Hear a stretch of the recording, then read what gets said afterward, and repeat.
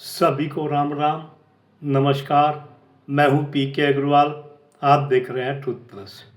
साथियों, आज चर्चा करेंगे वंदे मातरम पर। वंदे मातरम के 150 साल के अवसर पर संसद में चर्चा चल रही है। कल लोकसभा में चर्चा हुई, प्रधानमंत्री भी बोले। आज राज्यसभा में चर्चा चल रही है, गृह मंत्री अमित शाह भी बोले। तो इतिहास के कुछ पक्ष जो जानने को मिले उस पर बात करेंगे और कुछ सवाल भी उठाएंगे। अब जैसे आरोप प्रत्यारोप तो चलते ही हैं, संसद है तो राजनीति भी होगी। जहां प्रधानमंत्री मोदी का आरोप कांग्रेस पर था, विशेषकर जवाहरलाल नेहरू पर, कि वंदे मातरम के टुकड़े किए गए तुष्टीकरण के लिए। काफ़ी आरोप लगाए उन्होंने। 1937 के घटनाक्रम भी बताया। और उससे पहले ऐसा भी पता लगा कि कांग्रेस की जो मीटिंग वगैरह होती थी उसमें शुरुआती वंदे मातरम से हुआ करती थी।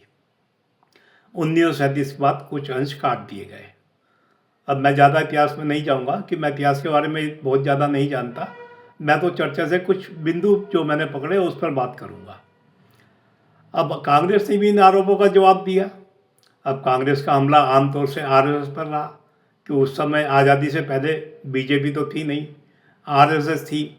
उनका आरोप था कि आरएसएस ने अपने सम्मेलनों में कभी वंदे मातरम नहीं गाया।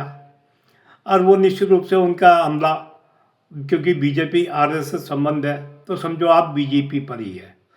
अब आरएसएस का तो कोई प्रतिनिधि संसद में नहीं होता जो आरएसएस इन बातों का जवाब दे सके। तो मैं फिलहाल बात करूंगा कांग्रेस की, जो सत्ता में रही है, जिसकी जिम्मेदारी ज़्यादा बनती है।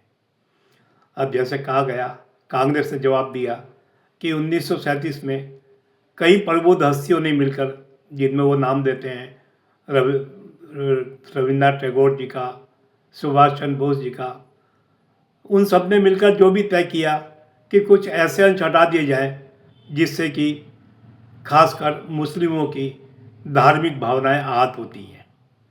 चलो ये मान लिया। कांग्रेस का उस समय कांग्रेस राष्ट्रवादी पार्टी थी, आज सेकुलर है। सबको जोड़ने का प्रयास किया, उससे वो अंश हटा दिए, लेकिन परिणाम तो कुछ नहीं हुआ।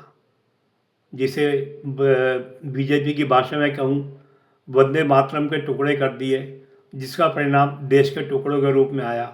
देश का तो विभाजन फिर भी हुआ ना। कांग्रेस ने उन्हें मनाने की कोशिश की, या उन प्रबुद्ध लोगों ने उन्हें मनाने की कोशिश की जिन्ना को, तब भी हुआ तो कुछ नहीं। देश का विभाजन हुआ, देश के टुकड़े हुए।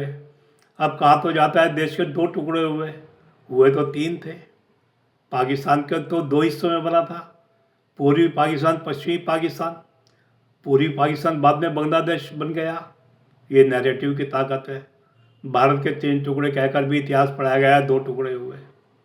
अब चलो, देश का विभाजन हो गया, धर्म के आधार पर विभाजन हो गया, पाकिस्तान इस्लामिक देश बन गया। अब यहाँ सवाल फिर किससे करें? सवाल तो कांग्रेस से ही करेंगे, जो सत्ता में थी। क्या 1947 के बाद कांग्रेस के नेताओं का ये कर्तव्य नहीं था कि वो एक बार और मीटिंग बुलाते और 1937 के फैसले की समीक्षा करते, जिसमें तुष्टीकरण के कारण वंदे मातरम के कुछ अंश हटाए गए थे? वो तय करते कि जिनकी धार्मिक भावनाएं आहत होती हैं, मजहबी भावनाएं आहत होती हैं, वो पाकिस्तान लेके जा चुके हैं। अब जो भारत में रह गए हैं उनकी धार्मिक भावनाएं आहत नहीं होती। हमें वंदे मातरम पूरी तरह से पुनर्स्थापित करना चाहिए। क्या उन्होंने ऐसा कोई प्रयास किया? यदि ऐसा कोई प्रयास नहीं किया तो इस टुकड़े के लिए, वंदे मातरम के टुकड़े के लिए, कांग्रेस को ही जिम्मेदार क्यों नहीं माना जाएगा? यदि कांग्रेस ऐसा कोई प्रयास करती और फिर भी वो पूरे गाने को प्रतिस्थापित ना कर पाती, तो कह सकते थे आज़ादी के बाद कांग्रेस ने प्रयास किया लेकिन वो सफल नहीं हुई। यहाँ तो ऐसा कोई प्रमाण भी नहीं आ रहा है कि कांग्रेस ने प्रयास किया। ये तो आज़ादी की बात हो गई। अब थोड़ी सी आज की बात आते हैं। अब उस समय कांग्रेस राष्ट्रवादी थी, आज कांग्रेस सेकुलर है, खास मजहब के वोटों पर आश्रित है। क्या आज की कांग्रेस वंदे भारत को मूल रूप में पूरा का पूरा स्वीकार कर सकती है? ये सवाल फिर कांग्रेस से ही नहीं है, ये सवाल मेरा सभी सेक्युलर पार्टियों से है। ये आप सोचें, क्या सेक्युलर पार्टियां वंदे भारत को पूरा का पूरा अपनी सभाओं में गा सकती हैं आज की तारीख में? बीजेपी को भी तुष्टीकरण में कम नहीं मानता मैं। क्या बीजेपी अपने सम्मेलनों में पूरा गा सकती है? और गा सकती है, क्या सब उसके सदस्य साथ देंगे? कुछ अल्पसंख्यक बीजेपी के पास भी हैं, ये सोचने वाली बात है। और सबसे बड़ी बात, जो लोग इस देश में अंग्रेजी थोपना चाहते हैं, हिंदी का विरोध करते हैं, क्या वो संस्कृत में लिखे हुए गाने को, पूरी संस्कृत, क्या उसे स्वीकार करेंगे? क्या वो संस्कृत का महिमा मंडन स्वीकार करेंगे? या आप सोचें, क्या आज के भारत में संभव है?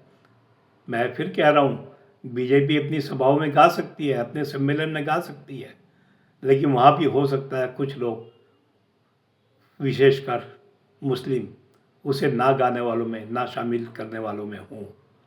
तो क्या होगा? उसमें क्या होगा? आज जहाँ तक आरएसएस की बात है, हो सकता है आरएसएस भी अपने सम्मेलन में गा ले। मैंने ऐसा भी सुना है कि सरस्वती शिशु मंदिर में ये गाना पूरा गाया जाता है, लेकिन आरएसएस के साथ संबंध मुस्लिम राष्ट्र मंच, क्या वो इस गाने को गा लेगा? यह सब पे हाथ बंधे हुए हैं। तो उस समय की बातें तो जो हैं, जिम्मेदार जो हैं, वो हम देख चुके हैं। आज की हालत क्या है, ये देखने वाली बात है। मुझे लगता है जो 1937 में था, वही स्थिति लगभग आज भी है। फर्क केवल इतना आया है, तब केंद्र में सत्ता में या जिसे कह सकते हैं राजनीति में प्रभावशाली कांग्रेस थी, आज बीजेपी है, जो कम से कम इस पर बात तो कर रही है, बोल तो रही है। तो आशा है वीडियो आपको पसंद आया होगा। वीडियो पसंद आए तो वीडियो को लाइक करें, शेयर करें, चैनल को सब्सक्राइब करें। फिर मिलते हैं अगले वीडियो में। धन्यवाद।